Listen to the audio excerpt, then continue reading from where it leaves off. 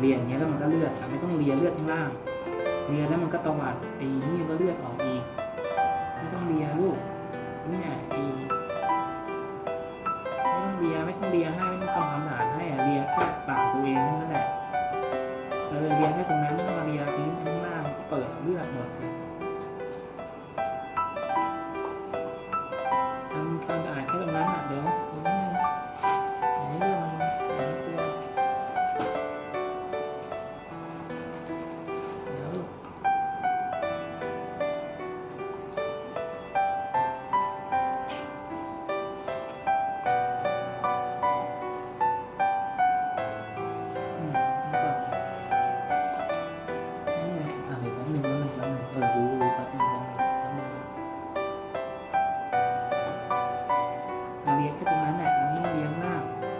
มันเลียข้างล่างไม่ต้องเลียข้างล่างไม่ต้องเลียให้ปากไม่ต้องทำตลาดเลียแค่ตรงนั้นให้ปาก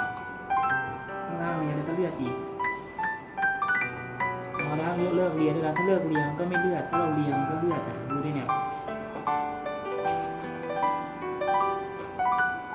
ก็เลียอย่างนั้นแล้วก็ตวัดตะวันก็เลือดอีกมันก็ไม่อยู่เลือดหมดตัวทำไงฮะผ่าตัดได้ไหมไม่ต้องเลียบอกไม่ต้องเลียอะไร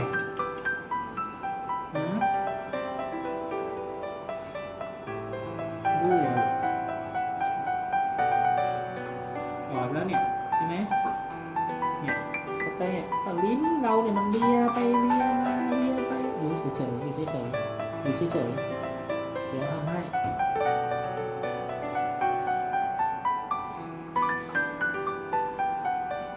เลือดทั้งนั้น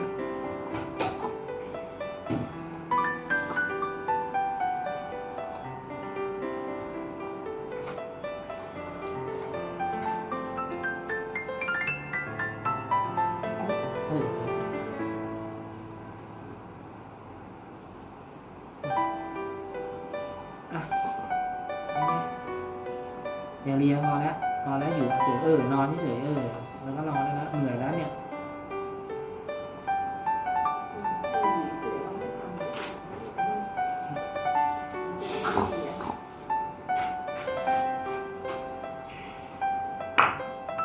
เลือดทั้งนั้น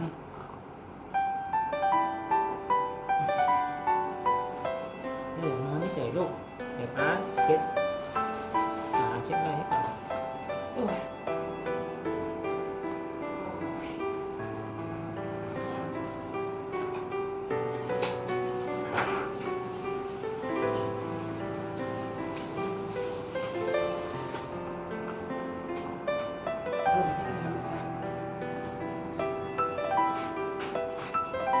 ไม่ต้องเลียแล้วไ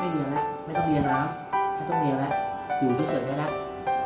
เดี๋ยวมันไหลอีกไม่ต้องเลียให้เดี๋ยวเช็ดเองนอนได้แล้วเราอาปากนอนอย่างนั้นไม่ต้องเลียเช็ดเดี๋ยวทำให้เช็ดให้อยู่เฉยๆได้แล้วก็อยู่น้ำเพื่อนก็ออกอีกออกแล้วเนี่ยเพราะเราเลียเพราะเราดื้อหรือเปล่า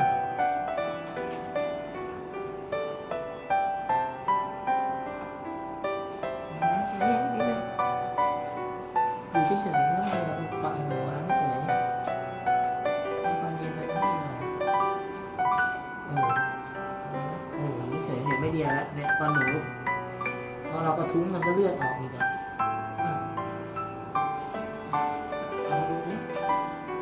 นอนไปเห็นไหมเนี่ยตวัดอย่างนั้นแล้วเลือดอีก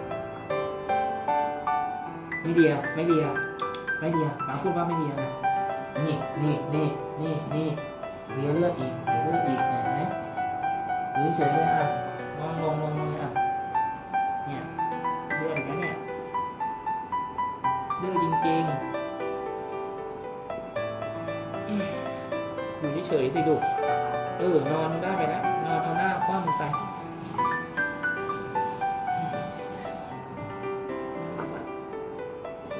ทีนึงอยู่เฉยๆอย่าไปเดียมันเดี๋ยวก่อนให้มันเย็น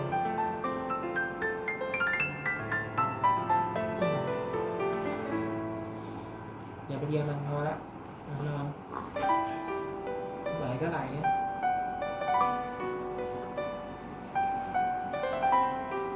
นี่เห็นไหมพูดไม่ทันขาดคำเราก็เรียนเราจะเรียนทำไมเพราะเราเรียนเนี่ยมันก็ที่นี่มันก็กระแทกออกมา